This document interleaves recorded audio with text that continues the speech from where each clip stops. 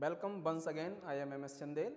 आज फिर से हम लोग लौट आए हैं और नए लेक्चर के साथ। नया लेक्चर जो है, जो बचे हुए क्वेश्चंस थे 2020 के 2020 के BHU एग्रीकल्चर के केमिस्ट्री के जो 25 क्वेश्चंस आते हैं उनका डिस्कशन हम लोग लगातार कर रहे हैं। उसी सीरीज में हम लोग आज आगे बढ़ेंगे और उसमें क्वेश्चन नंबर 21 से लेकर के 25 क्वेश्चन तक आज सॉल्व करके हम इस पेपर को वाइंड अप करेंगे। इसके बाद हम 2018, 2019, 2017, 2005 लगातार जितने पेपर हमें अवेलेबल हो सकेंगे या आप लोगों के पास हैं तो आप हमें व्हाट्सएप कर सकते हैं, उसके हम सॉल्यूशन बना के आपको प्रोवाइड कर देंगे। ठीक है, तो हम लोग क्वेश्चन नंबर देखते हैं 21 क्वेश्चन नंबर कहता है कि the configuration of the following compound. ये दो कंपाउंड दिए गए हैं और इनके ऑप्शन जो दिए गए हैं RR, SR, SS और RS। इसका मतलब क्या है? इसका मतलब है कि ये RS नोमेनक्लेचर कराया गया है। RS नोमेनक्लेचर किसने दिया है? कान, इनगोल्ड और प्रिलॉग साइंटिस्ट थे, उन्होंने दिया है। इसके बारे में हम लोग देखते हैं, थोड़ा सा एक बेसिक आइडिया दे देते हैं। यहाँ पे प्रायोरिटी का ऑर्डर देखा जाता है। प्रायोरिटी ऑर्डर के अकॉर्डिंग अगर क्लॉकवाइज डायरेक्शन में मूव करता है तो हम उसको बोलते हैं R है। अगर एंटी क्लॉकवाइज डायरेक्शन में मूव करता है तो हम उसको बोलेंगे यस है। एक दूसरा नियम और भी है कि अगर फोर्थ ग्रुप हॉरिजॉन्टल पोजीशन पे है तो हम उसको R को यस और यस को R मानेंगे, क्योंकि बैक साइड से हमें देखना पड़ता है। तीसरा एक और भी ऑर्डर है इसमें। वो क्या है? वो ऑर्डर है कि जब हम सेम एटॉमिक नंबर वाले सब्सटेंस का प्रायोरिटी देना होता तो कैसे देंगे? तो हम दो तरीके से देते हैं। एक तो एटॉमिक मास के अकॉर्डिंग देंगे, दूसरा हम देंगे मल्टीपल बॉन्ड के अकॉर्डिंग। तो मल्टीपल बॉन्ड जहां पे है तो हम उसको प्रायोरिटी ज्यादा देंगे as compare as single bond. अगर कहीं पे मास ज्यादा है, भले एटॉमिक नंबर सेम है, तो हम एटॉमिक मास वाले को ज्यादा प्रायोरिटी देते हैं। देखते हैं क्या है क्वेश्चन क्या रहा है। इसमें RS नोमेनक्लेचर करना है। तो RS नोमेनक्लेचर कैसे करेंगे? एटॉमिक नंबर सबसे ज्यादा 1, इसके बाद ऑक्सीजन है 2, उसके बाद कार्बन है 3, उसके बाद हाइड्रोजन है 4। अगर आप देखें तो कुछ इस टाइप से मूवमेंट होगा। यस होना चाहिए, लेकिन फोर्थ ग्रुप हॉरिजॉन्टल पे है, क्या होगा?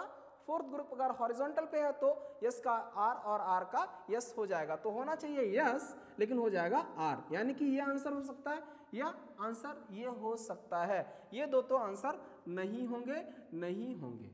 क्लियर है? नेक्स्ट कह रहा है, इसको देखते हैं। एटॉमिक नंबर ऑक्सीजन का सबसे ज्यादा, उसके बाद नाइट्रोजन। अब कार्बन में किसको हम प्रायोरिटी देंगे? जहां पे मल्टीपल बॉन्ड है और इसमें सबसे लास्ट। तो आप ऐसा मूवमेंट करेंगे और होगा R, तो R का R और यस का यस बना रहेगा, इसमें कोई चेंजमेंट नहीं आएगा क्योंकि फोर्थ ग्रुप वर्टिकल लाइंस पे है। तो यहां पे हो जाएगा R। So answer is first is correct 1। Next question देखते हैं। क्वेश्चन नंबर 22 क्या कर रहा है? The structure of 2S and 3R 2 amino 3 hydroxy butanoic acid is. देख लीजिएगा, सबसे पहले यहाँ पे देखिए दिमाग लगाया है BHU वालों ने। क्या कहा है कि सबसे पहले तो आपको 2 अमाइनो 3 हाइड्रोक्सी ये नोमेनक्लेचर नंबरिंग करना आना चाहिए।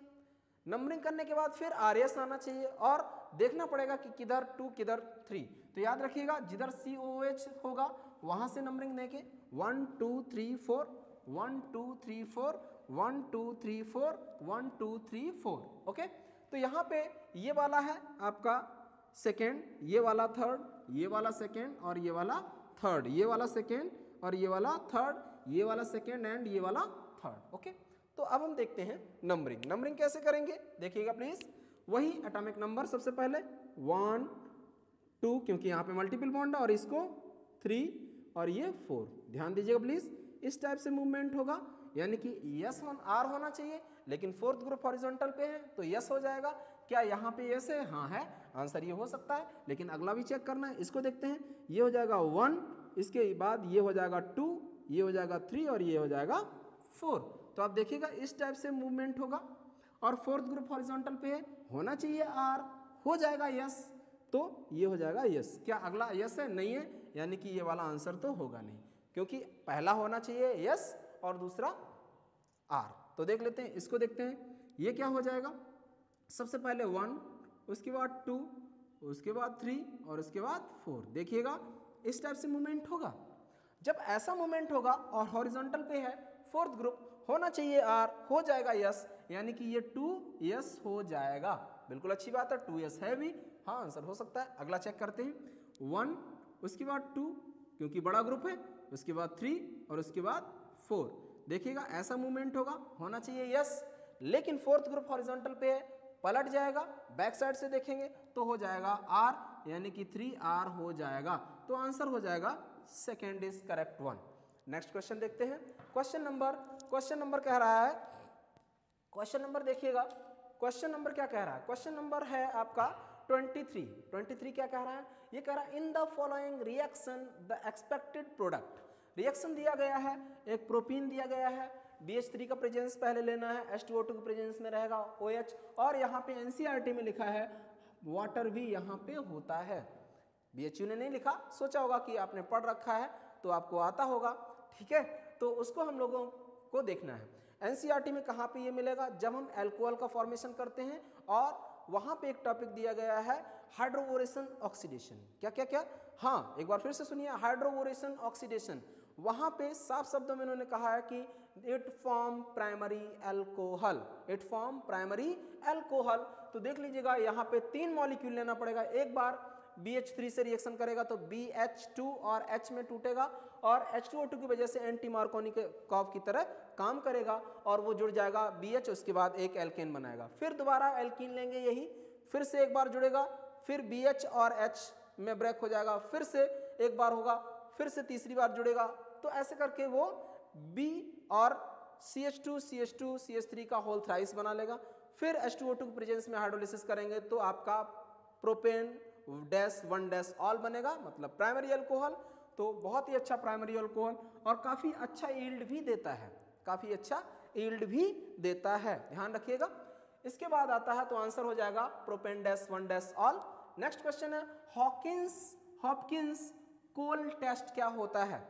हॉपकिंस टेस्ट कॉल जो है वो दिया जाता है जनरली अमाइनो एसिड के लिए, 1-2 अमाइनो एसिड है उसके लिए दिया जाता है, और ग्लाइकोसिडिक लिंकेज के लिए दिया जाता है, प्रोटीन के लिए दिया जाता है हॉपकिंस टेस्ट। और वायलेट कलर याद रखिएगा, हॉपकिंस टेस्ट में कंसंट्रेटेड H2SO4 अगर हम मिलाते हैं, क्या मिलाते हैं, H2SO4 मिलाते हैं, तो वो वायलेट कलर देता है। क्या देता है, वायलेट कलर जनरेट करता है, और इससे पता चलता है कि प्रोटीन है, या इससे पता चलता है ग्लाइकोसिडिक लिंकेज है। एक अमाइनो एसिड में एक को टेस्ट करता है, किसको टेस्ट करता है, वो है आपका ट्रिप्टोफैन को टेस्ट करता है, और वायलेट कलर जनरेट करता है। तो आंसर हो जाएगा ट्रिप्टोफैन।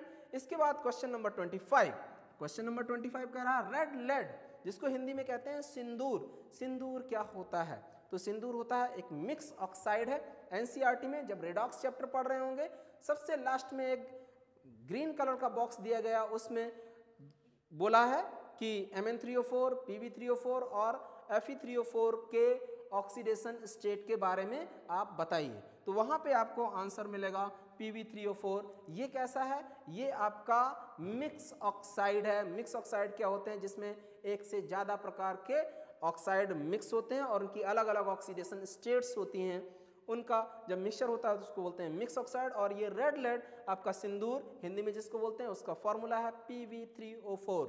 ओके, तो आज के लिए हम लोगों का ये चैप्टर फिनिश, आपका जो पेपर है 2020 का, ये फिनिश होता है, और हम लोग लगातार क्वेश्चन का डिस्कस करते रहेंगे। हाँ, एक बात और महत्वपूर्ण सूचना आपको देनी थी, वो क्या है, वो ये है कि अगर किसी को और भी कोई टॉपिक में प्रॉब्लम है तो आप मेरे व्हाट्सएप नंबर पे मैसेज कर सकते हैं, कॉल कर सकते हैं, और हम आपको वो लेक्चर जल्द से जल्द प्रोवाइड करा पाने में सफल होने का प्रयास करेंगे।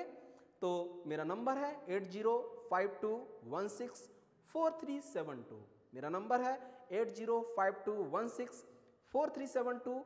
उस पर आप बात कर सकते हैं, कॉल कर सकते हैं, और कोई प्रॉब्लम है तो आप शेयर कर सकते हैं। अगर आपको आवाज़ में प्रॉब्लम आ रही है, एक प्रॉब्लम और भी आ रही है इसमें, अगर आपको आवाज़ में ये वीडियो लेक्चर देखने में प्रॉब्लम आ रही है तो आप ईयरफोन का इस्तेमाल कर सकते हैं, क्योंकि और इसका कोई दूसरा इलाज नहीं है। आपको एकदम साफ आवाज़ सुनाई पड़ेगी, उसमें कोई दिक्कत नहीं। तब तक के लिए आप लोग लगातार NCERT पढ़ते